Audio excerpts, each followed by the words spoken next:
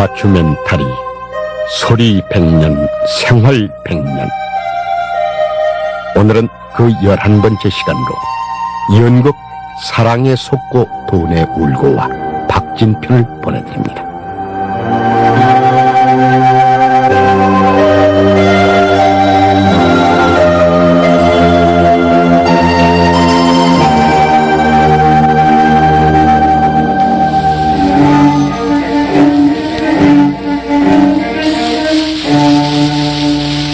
내 귀는 바닷가에 조개 껍질이 외다 파도 소리 그리워서 못 살겠어요. 아이고 황 선생 진지 지으느라고 아주 수고하시는군요. 신해춘 씨 어서 오십시오. 호래비도 밥은 먹어야 사니까요.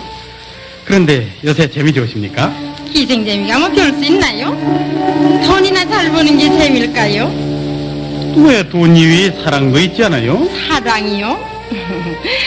사랑이 뭐지든지 둥글든지 이제는 삭막해진 춘해춘이 옳다.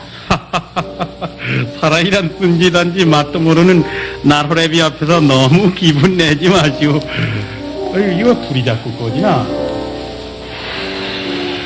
내가 좋아하는 사람은 저쪽에서 쓸 테고 나를 좋다고 돈 비는 사람은 이쪽에서 내대고. 그게 이 세상 원리죠. 참 황 선생.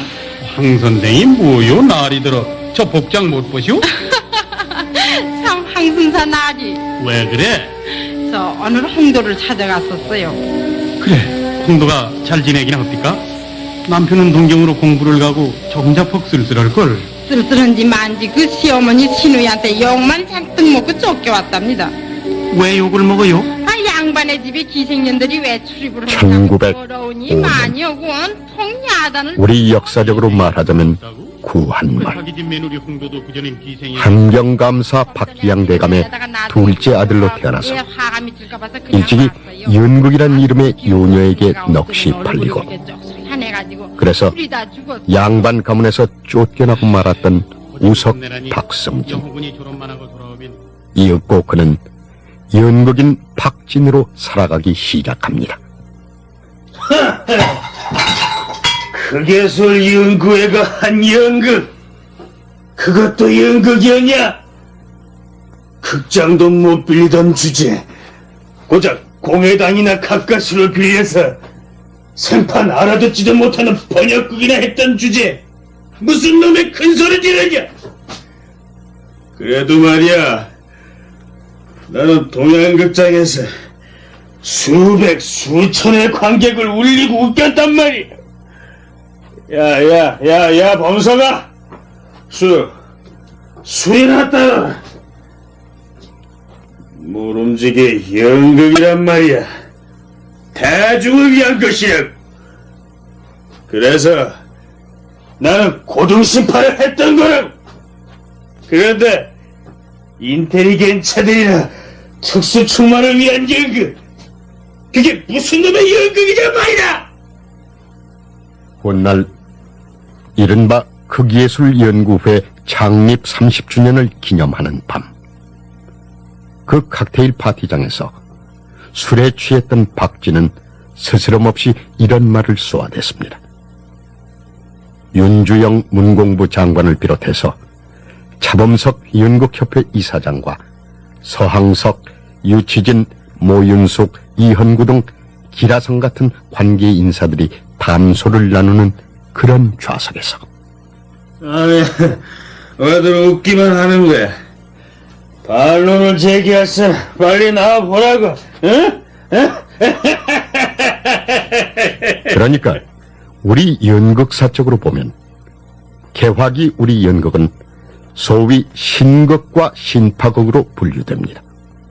그리고 토월회와 극예술연구회로 이어지는 신극은 이른바 해외 유학파로 가름되고, 임성구의 혁신단으로부터 비롯된 신파극은 상업극 내지 멜로드라마로 가름됐습니다. 물론 신파극이나 신극 모두 초창기에는 일본의 극장 문화를 직수입했던 것에 불과했습니다.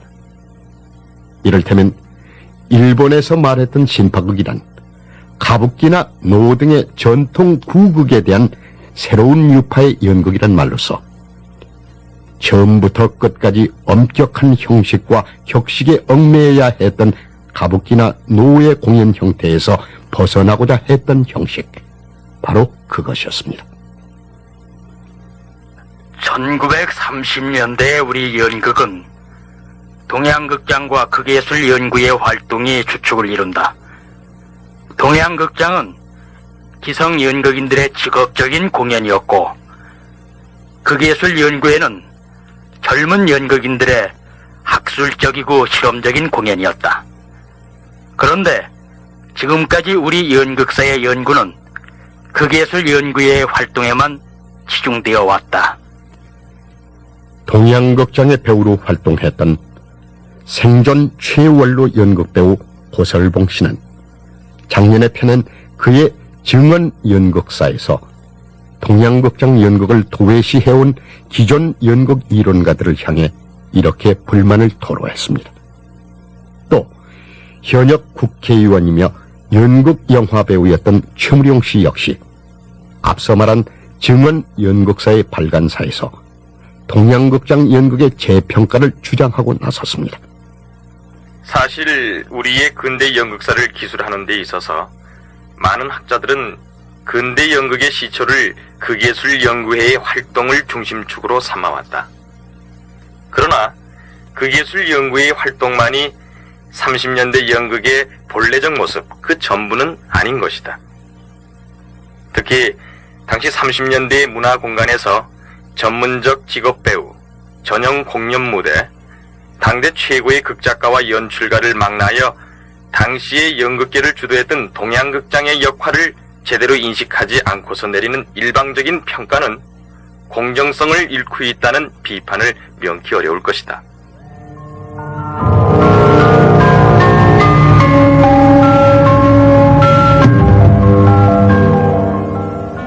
아무튼 동경 유학 시절에 서너 개 대학에 적을 두었지만 졸업장 한 장 못 건졌던 박진은 20세에 토월회에 가입했었고 잠시 영화 제작 일에 관여도 하다가 노작 홍사용과 극단 산유화회를 조직, 소낙비라는 작품의 연출을 맡아 자타공인의 연극인이 됐습니다. 그의 나이 24세 때에 토월회의 재기 공연 작품 아리랑 고개의 연출로 일제 압박에서 신음하던 민족적 울분을 터뜨렸던 박진은 나이 30이 되도록 그 자신의 말 맞다나 고등분편 생활로 때를 기다렸던 것입니다. 정확히 말해서 1935년.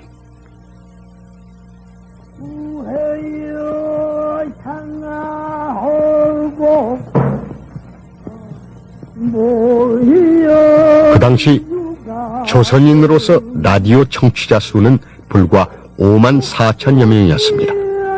그리고 바로 그 해에 문예봉 주연의 한국 최초의 토키 영화 춘향전이 단성사에서 개봉됐던 것입니다. 안익태 애국가 작곡과 손기정 선수의 베를린 올림픽 대회 마라톤 우승은 그 다음 해인 1936년의 사건이었습니다.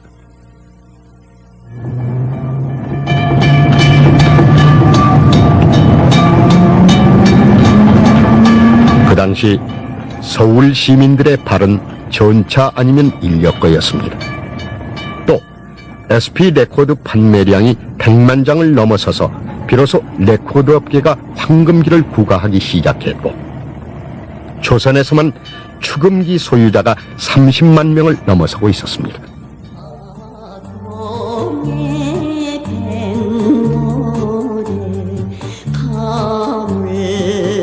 이것 봐, 1번 종심하다. 뭡니까 또? 난 목포의 눈물이 싫다니까 그래. 그럼 황송예토가 좋으세요? 황송예토도 싫고. 알았어요. 고복수의 타향사를 들려드리죠.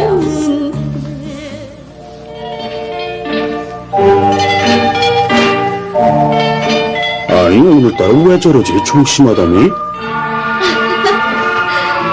빈털터리 고등분편 종씨한테는 목포의 눈물이 어울리고 황성예토가 어울리고 타양살이가 어울리는데 뭘 그러세요? 아니, 오늘은 정말 왜 이러나? 인사동 조선극장 근처의 다방 비너스. 주인 마담은 연극 배우였다가 1926년에 영화 농중조에 처녀 출연했고, 이어 낙화유수, 세동무 등에도 출연했던 복혜숙이었고, 단골 손님 고등 룸페는 다름 아닌 박진이었습니다. 박씨와 복씨성은 일본말로 그 발음이 같기 때문에 그들은 일본 종씨로 통했을 뿐만 아니라 나이도 복혜숙이 겨우 1살 위였으므로 피차간에 허물이 없었던 것입니다. 박 선생, 뭐야? 저기 서대문 밖 가명 앞에 동양극장이 생긴다는 말 들었어요? 그게 나하고 무슨 상관이야? 왜 상관이 없어요, 박 선생? 나하고는 상관이 없지. 그 동양극장으로 말할 것 같으면 어려서 열차 식당에 보이노릇까지 하던 홍순원이란 사나이와 일본 여자에게서 마술을 배운 배구자란 여자의 합작품에 불과하니까. 알았어요. 그럼 박 선생은 우리 다방의 벽화 노릇이나 실컷 하세요. 가볍게 듣고 보면 그들 복혜숙과 박진의 대화는 선문답과도 같지만은 실은즉 서로가 서로의 입장이나 처지를 너무 잘 아는 탓에 그렇게 될 수밖에 없었습니다. 다시 말하자면 박진은 은근히 동양극장 측에서 연락이 오기를 기다리는 중이었고, 복혜숙 역시 박진의 그러한 속마음을 꿰뚫어보고 있었기 때문에 차마 그의 자존심을 상하게 할 수가 없었던 것입니다.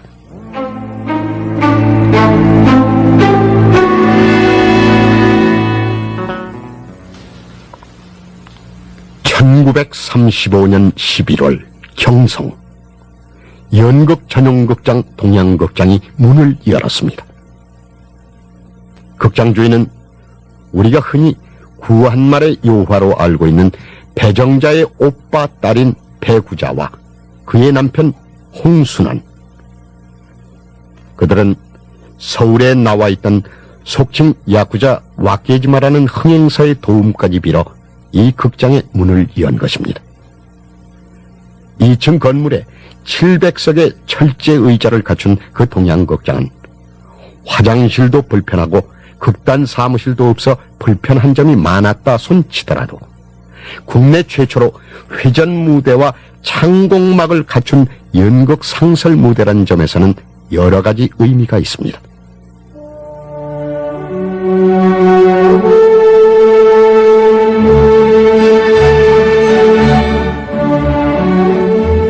다시 한번 초창기 동양극장의 진용을 보면 동양극장 사장의 홍순원, 지배인의 최상덕, 장치부의 김운선, 원우전, 정태성, 조명부 김복선, 소도구부의 유순만, 사업부의 김관수, 홍찬 등이었고, 연기부에는 변기종, 이경환, 서일성, 양백명, 시명, 황철, 박상익 등등이었습니다. 그리고 문예부에 최상덕, 이운방, 이서구, 김건, 송영 등이 있었고, 연출부에는 홍혜성이 자리 잡고 있었습니다. 박 선생, 정말 박 선생은 우리 비너스 벽화를 늙어죽고 말셈이에요?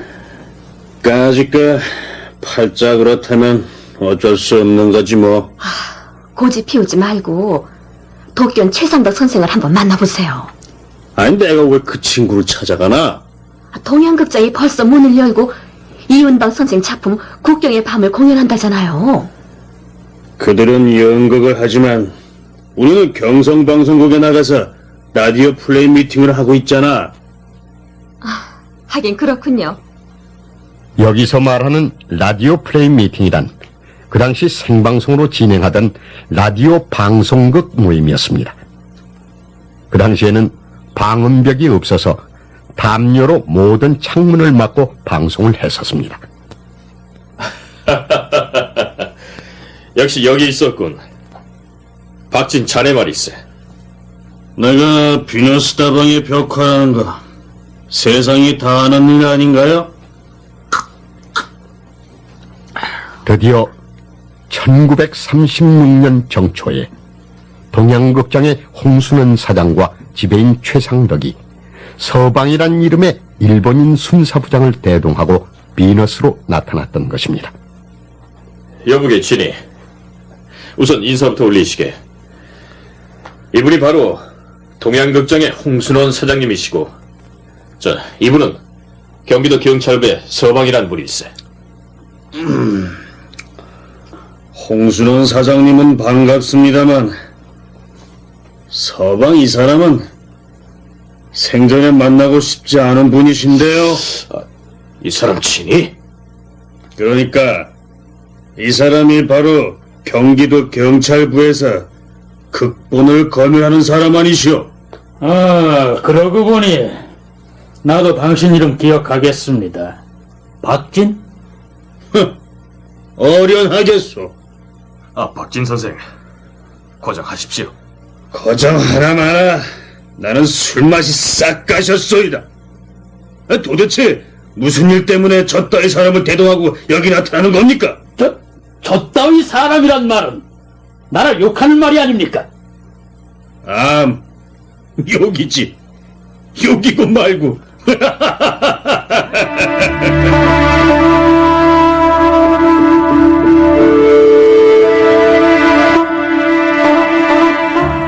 박진의 오기는 오히려 홍순원의 마음에 들었습니다. 또 서방이란 그 일본인 경찰의 마음에도 들었습니다. 그래서 박진은 동양극장의 문예부와 연출부의 간부로 우대를 받아 취직이 됐던 것입니다.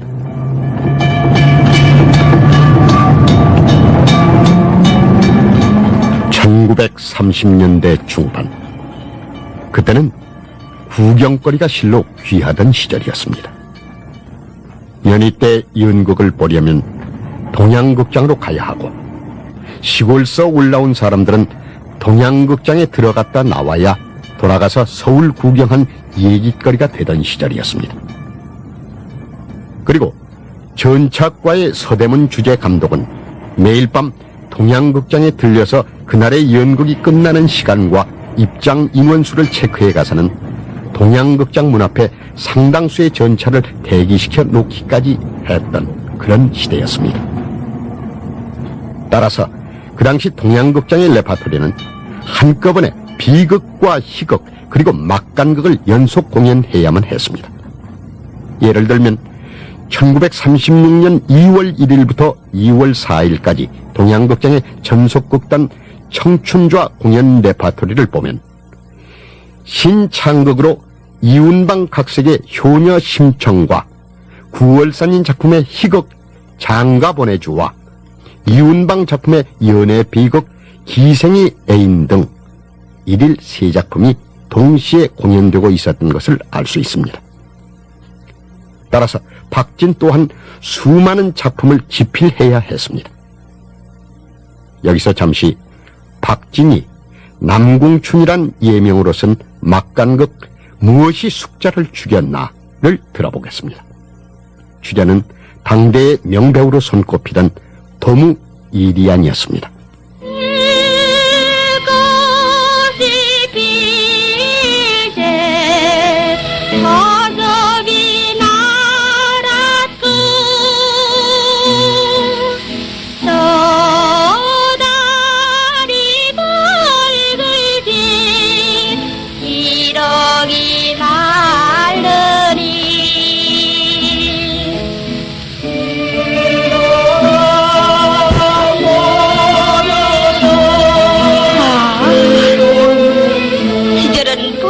마른 가지에도 새싹이 나고 시들은 내 사랑에도 태움이 돋는구나. 그러나 나의 첫사랑을 모조리 바친 그때의 그이는 지금은 어느 곳에서 무엇을 생각하고 있을까?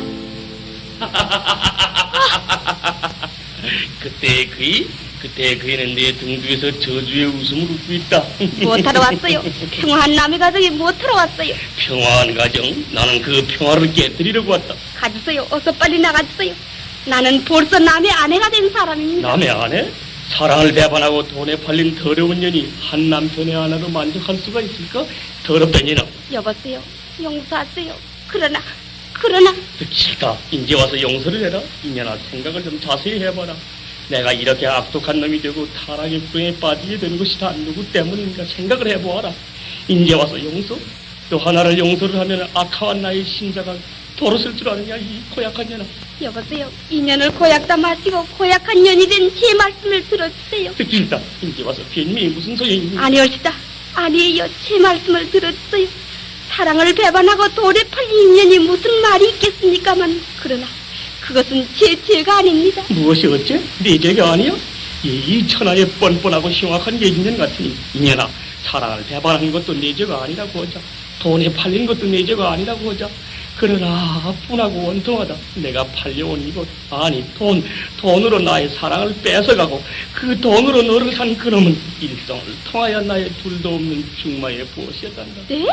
그리고 또 한 가지. 그것이 참말로... 그 당시 동양극장에서는 평균 4, 5일 만에 공연 레파토리를 변경해야 했으니 작품란이 이만저만이 아닌데다가 매 작품마다 1어로 번역을 해서 경기도 경찰부에 대본 검열을 필해야만 했으니 그 고충 또한 끔찍했던 것입니다.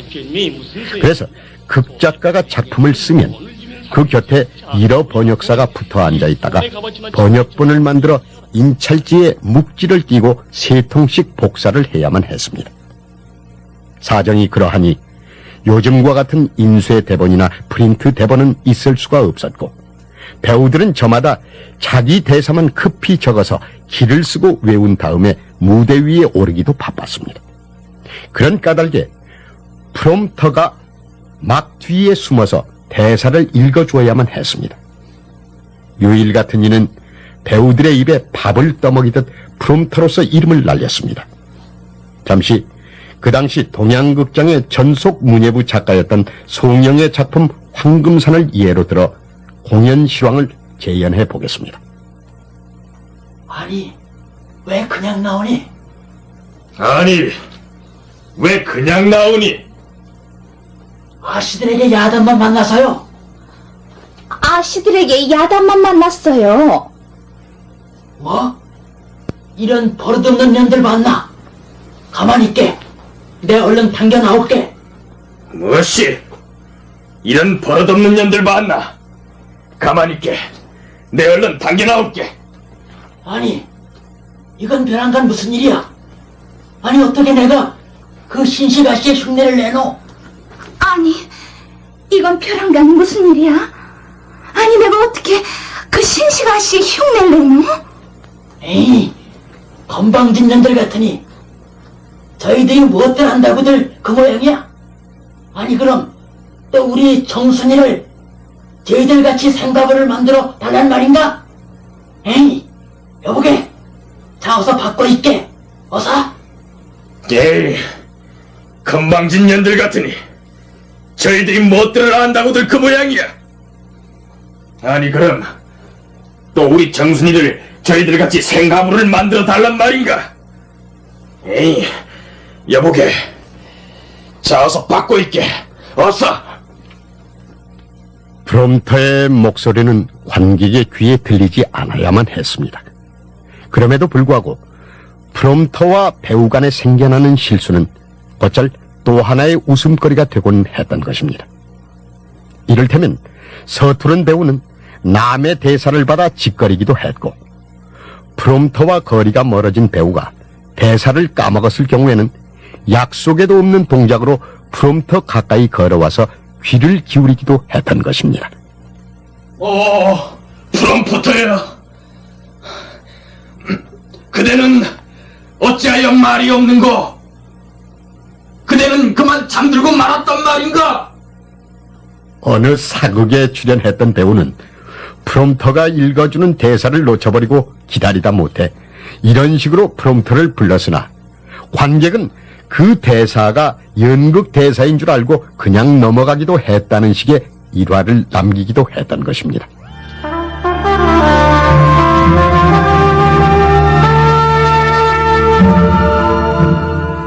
출신 성분 여하간에 동양극장주 홍순환은 연극 흥행에 관한 한 집요한 열성을 보여주고 있었습니다. 동양극장 신축 시 은행으로부터 19만 5천 원의 대부를 받았기에 그 빚을 청산해야만 한다는 의무감도 있었겠지만 그는 명색이 극장의 주인이면서도 사무실 한 구석 나무 침대 위에서 새우잠을 자고 순댓국으로 허기진 배를 채우면서도 청춘좌 하나밖에 없던 동양극장 전속 극단에 동극좌, 희극좌란 두 극단을 새로 조직, 지방 공연까지 활발하게 했던 것입니다.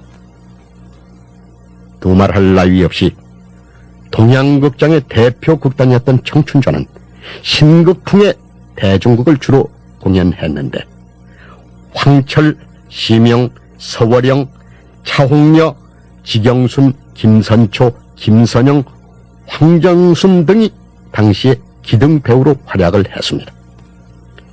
시대극을 주로 했던 동극좌에는 배우로 변기종, 이경헌, 지계순, 김복순 등이 중심 역할을 했고 희극을 주로 했던 희극좌에는 전경희, 서과불, 손일팽, 이종철, 김원호, 박옥초, 지일련 등이 기등 배우였습니다. 물론 동양극장의 단원들에게는 고정 월급제가 실시됐고 A급 배우가 50원, B급 45원, C급 40원, D급 30원, 최하 연구생이 15원을 받을 수가 있었습니다. 나중에는 스타 시스템 비슷한 제도가 생겨서 황철 같은 배우는 200원의 월급까지 받았다고 고설봉 씨는 증언하고 있었습니다. 그 당시 군수의 월급이 90원이었고 교동 뒷골목에 기와집 한 채 값이 700원 정도였으니 배우 한 사람 월급이 200원이었다면 가히 그 인기, 그 능력을 짐작할 만하다 하겠습니다.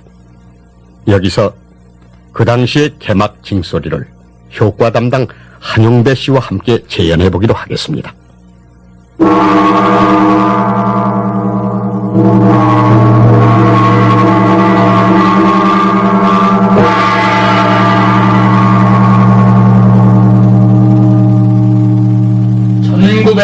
(1936년 7월 23일부터 31일까지) 청춘자 제3극 공연 연애비극 임성교작 사랑에 속고 돈에 울고 전 사막 오장금 출연배우 박재행, 시명, 황철, 서월영, 김선초, 남궁선, 지경순, 차홍여의 다섯.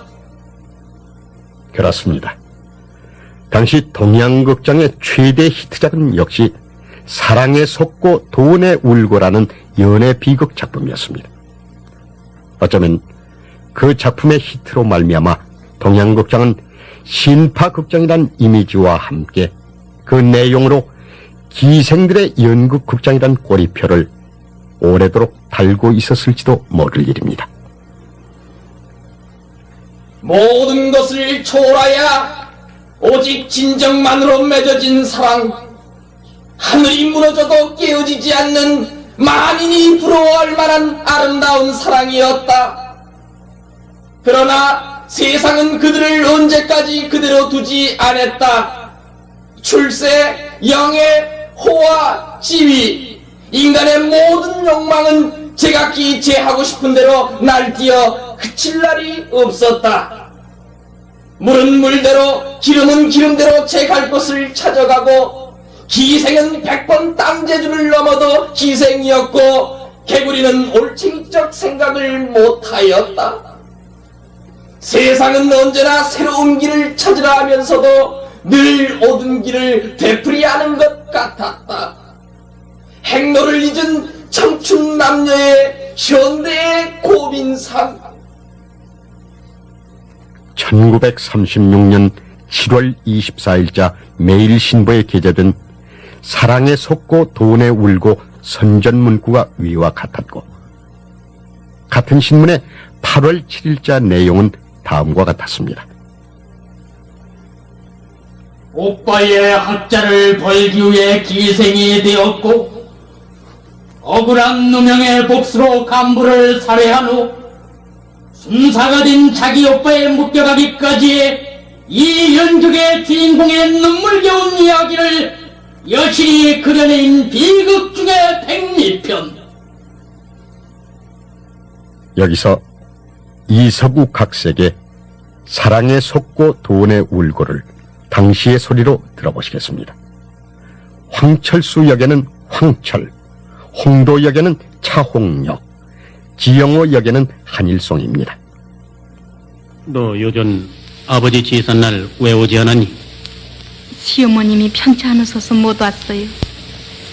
해마다 제삿날이면 오빠하고 나하고 밤새도록 울면서 세웠더니 금년엔 오빠 혼자 울면서 새겠구려. 더 설지요? 그전에는 너와 둘이 의지하는 마음에 위안을 받겠더니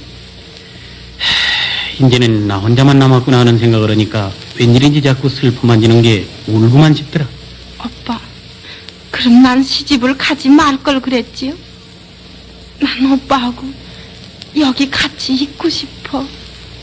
그래, 너희 시부모가 너를 구애해 주시대? 네. 그러면 너는 시집을 가서도 여전히 행복하냐? 전 아무 걱정도 없어요. 오빠가 고단하실까 봐서 늘 그 걱정뿐이지. 홍도야, 네? 너는 이 오래비를 속이지? 뭘 속여요? 나는 벌써 다 알고 있다. 뭘 다 안다고 그러세요? 그렇게 행복하다면 왜 쫓겨왔니? 응? 응? 오빠, 용서하세요. 뭐? 그러면 분명히 그런 못된 짓을 했단 말이로군. 그런 짓을 했으면 차라리 목이라도 매달아주기 이 오래비를 왜 찾아왔니? 오빠. 응? 죽어라. 죽어라 이제. 오빠마저 제 마음을 몰라주세요. 이 홍도는 하늘이 무너져도 오빠의 동생이에요. 오빠의 하나밖에 없는 너희 동생이라면 그런 나쁜 짓을 했을 리가 있어요. 설사 그런 짓을 했다면 이렇게 오빠를 찾아왔을 리가 있어요. 오빠만 내 마음을 잘 알아주지 않아. 오빠, 욕을 해도 참고 침을 뱉어도 참아왔어요. 그랬더니 나중에 이런 놈이 씌워서. 그러면 죽어도 그런 못된 짓은 안 했니? 안 했어요. 이 오래비 앞에서 맹세할 수 있겠니? 제 대답은 하나뿐이에요. 응? 뭐냐? 오빠, 놔라. 참으세요. 놔라. 오빠, 참으세요.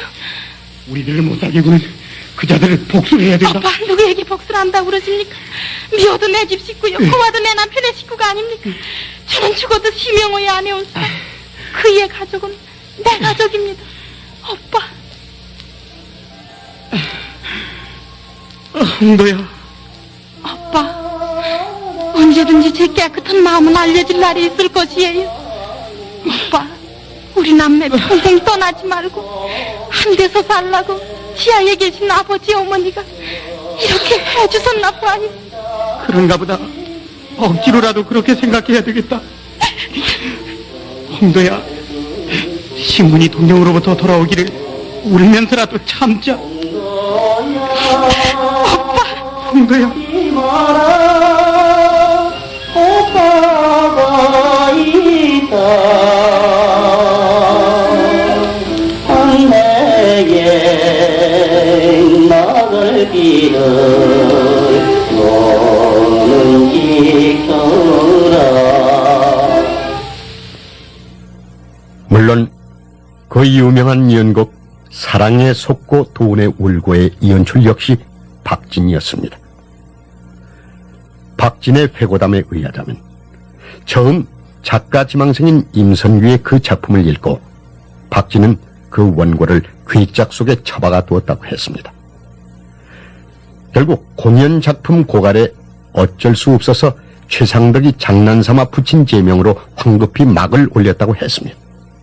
그랬는데 뜻밖에도 흥행에 대성공을 했다는 것입니다.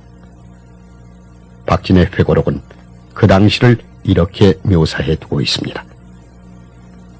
아무튼 이것을 보라. 기생, 오입쟁이, 노나리꾼, 바람둥이, 시골사람, 좋은 사람들이 몰리고 몰려 극장 전문을 환하게 박아놓은 유리가 모조리 깨지고 서대문 경찰서에서는 정리한다고 나와서는 구경 온 사람들을 두들겨 패고 세문 마루턱이 막혀 전차가 못 다닐 지경을 하면서 아흐레 동안 공연을 했다. 분장실은 홍도 좀 만나자고 찾아드는 기생들로 붐볐고 그 오라비 역을 한 황철이는 도색 아가씨들의 인사차 내방으로 핑크빛 비명을 울렸었다. 그러면서 그 연출을 맡은 나를 찾는 할미 하나 없었으니 나는 이름을 바꾸고 싶도록 낯이 화끈거렸다. 연극의 신이여, 죄를 사하여 주소서. 바로 이 대목. 나는 이름을 바꾸고 싶도록 낯이 화끈거렸다는 박진의 고백이야말로 그는 결코 자신을 저급한 삼류 신파국 예술가로서는 만족할 수 없었다는 의미, 그 표현이었습니다. 아니, 실제로 그는 기생연극이 싫어서 작가 이윤방에게 기생이 몰락하는 각본을 쓰게 해서 공연을 했다가 명월관 기생들에게 테러까지 당했던 일화를 남겼습니다.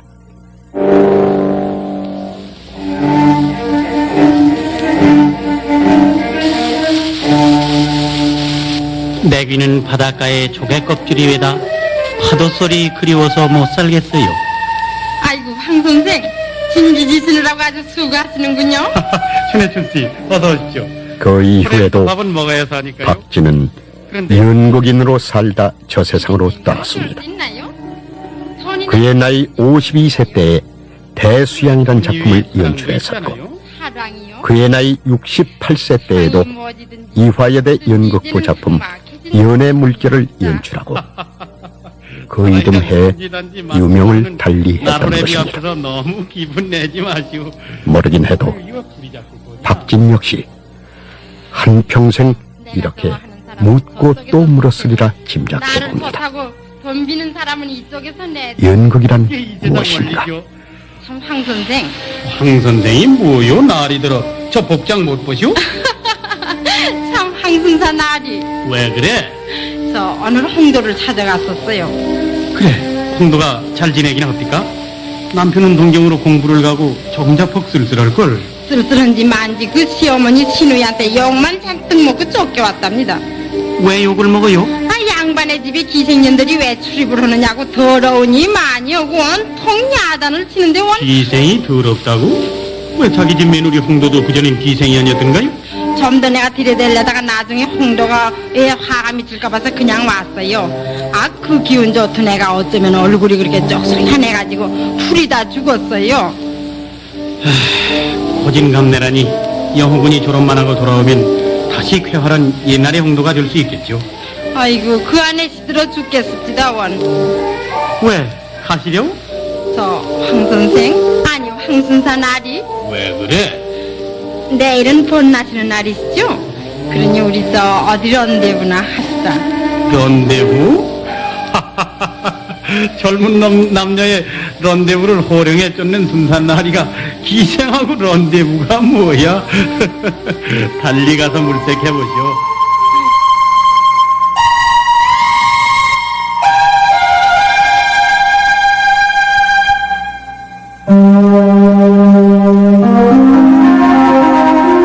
다큐멘터리 소리 100년 생활 100년 그 11번째 시간으로 연극 사랑에 속고 돈에 울고와 박진편 출연 유재상, 이재용, 홍시호, 함수정, 홍승섭, 차명화 해설 조명남 효과 장준구, 한용배 음악 박복규 기술 송정우 구성 김영무 연출 조원석이었습니다.